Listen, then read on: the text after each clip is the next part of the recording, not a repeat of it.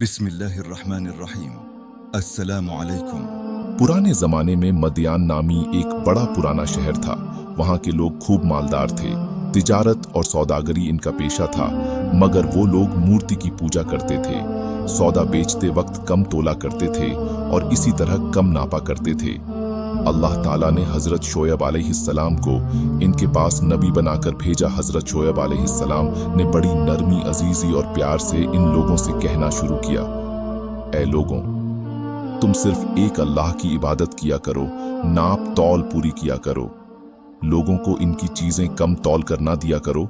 जमीन में फसाद फैलाने का आद ना फैलाया करो। और तुम सड़कों पर इस गर्ज से मत बैठो कि अल्लाह ताला पर ईमान लाने वालों को धमकियां दो और अल्लाह की राह से रोको और इसमें काजी की तलाश में लगे रहो। तुम कितने थोड़े थे, अल्लाह ने तुम पर मेहरबानी की, तुमको औलाद दी और तुम बहुत हो गए। देखो, फसाद का नतीजा हमेशा बुरा होता है। अगर तुम मुझे झूठा ख्याल करते हो और दूसरे लोगों को मेरे सच्चे होने का पूरा पूरा यकीन है तो सब्र करो, यहाँ तक कि अल्लाह हमारे और तुम्हारे दरमियान फैसला कर दे। कौम के दौलतमंद रईस लोग इस बार बार की नसीहत को बर्दाश्त नहीं कर सके और उन्होंने कहा, ये किस तरह हो सकता है कि हम इनको छोड़ दें जिन्हें हमारे बाप दादा पूजा करते थे। माल हमारा अपना है और इसको हम जिस तरह चाहते हैं खर्च न करें, और वो भी सिर्फ आपके कहने पर। और आप ऐसे सच्चे नेक कहां से बन गए? क्या आपकी नमाज ऐसी ही बातों का हुक्म देती है? आप झूठे हैं, आप पर किसी ने जादू कर दिया है। अगर सच्चे हो तो आसमान से हम पर पत्थर बरसाओ।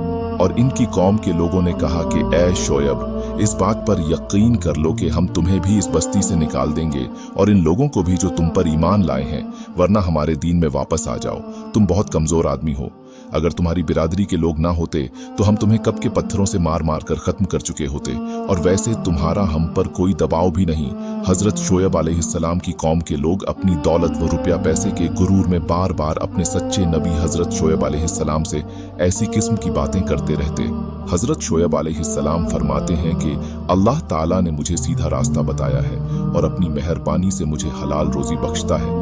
अब ये किस तरह हो सकता है कि जिस काम से मैं तुमको रोकता हूँ उसे खुद करने लगो? मैं तो सिर्फ तुम लोगों को दुरुस्त करना चाहता हूँ और सिर्फ अल्लाह पर भरोसा रखता हूँ। तुम लोग मेरी जिद में आकर कोई ऐसा गुनाह न कर बैठ न कि तुम पर अजाब उतर आए जैसा कि तुमसे पहले लोगों पर आ चुका है, बल्कि तुम अपने गुनाहों की माफी मांगो और आगे के लिए इसी के हुजूर में तौबा करो। तुमने अल्लाह को बिल्कुल भुला दिया है। क्या तुम मेरी बिरादरी से ज्यादा डरते हो और अल्लाह का खौफ तुम्हारे दिलों से उठ गया है? मैंने अपना फर्ज अदा कर दिया। अगर तुम नहीं जानते हो तो चंद रोज के बाद तुम्हें मालूम हो जाएगा कि झूठा कौन है और किस पर अल्लाह का अजाब उतरता है। आखिर अल्लाह का अजाब आया। शोएब अलैहिस्सलाम और ईमान वाले तो बच गए, और जो लोग अल्लाह की नाफरमानी करते थे वो अपने घरों में बैठे के बैठे रह गए और ऐसे बर्बाद हुए कि गोया इन मकानों में कभी बसे ही न थे।